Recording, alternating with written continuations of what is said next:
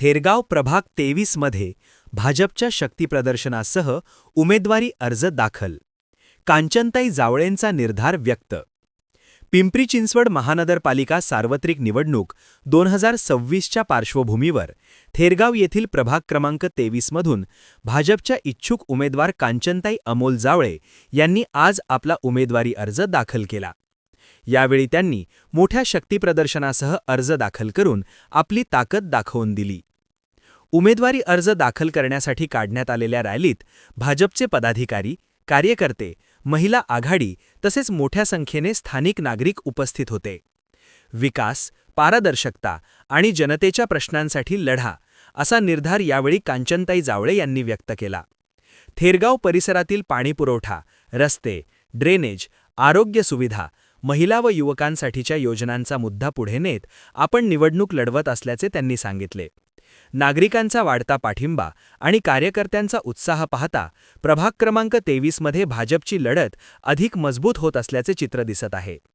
यावेळी भाजपचे स्थानिक नेते, विविध संघटनांचे पदाधिकारी उपस्थित होते. कांचनताई जावळे यांच्या उमेदवारीमुळे थेरगाव प्रभागातील राजकीय समीकरणांना वेगळी दिशा मिळण्याची शक्यता व्यक्त केली जात आहे. नमस्कार, मी गणेश मोरे. आपण पाहताय सिटी प्लस मराठी. आपण आता सध्या थेरगाव प्रभाग क्रमांक 23 या ठिकाणी आहोत. या ठिकाणी भाजपच्या इच्छुक उमेदवार कांचनताई जावळे या आज आपला उमेदवारी अर्ज भरण्यासाठी निघालेल्या आहेत. त्यांच्याशी आपण चर्चा करणार आहोत, त्यांची प्रतिक्रिया जाणून घेऊया. कसा विश्वास आहे भाजप आपल्याला तिकीट देणार का, काय वाटतं? सगळ्यात आधी मी माझी ओळख करून देते. मी सौ कांचन अमोल जावळे. जय भीम, जय शिवाय. मी गेले बरेच वर्ष माझं कुटुंब म्हणा किंवा मी म्हणा, आम्ही भाजपसाठी काम केलेलं आहे. मी सर्वसामान्य महिला आहे आणि आम्ही माननीय आपले लक्ष्मण भाऊ जगताप असताना त्यांच्यासोबत काम केले. कोणतेही पद वगैरे नसताना मी एक गृहिणी आहे, सर्वसामान्य जनतेतनं कुटुंबातनं आलेली महिला आहे. त्यामुळे मला महिलांचा खूप सारा सपोर्ट आहे.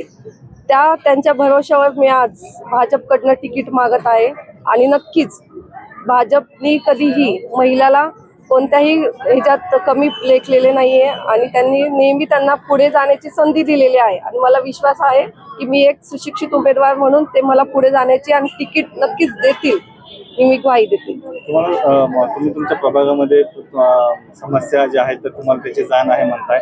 कशा प्रकारच्या महिलांना तुम्ही जर सभागृहात गेल्यानंतर कशा प्रकारे न्याय देणार, काय सांगता? महिलांचं सगळ्यात आधी महिलांचं सक्षमीकरण, महिलांसाठी स्वच्छतागृह, महिलांसाठी जी घरं असतात ती महिलांसाठी एक मंदिर असतं त्याचं प्रॉपर्टी कार्ड हे मी महिलांना मिळवून देणार आहे. हे माझे सगळ्यात पहिली काम असणार आहे आणि त्या ह्याच्यावर मला महिला आज इथे सपोर्ट करायला उभ्या आहेत.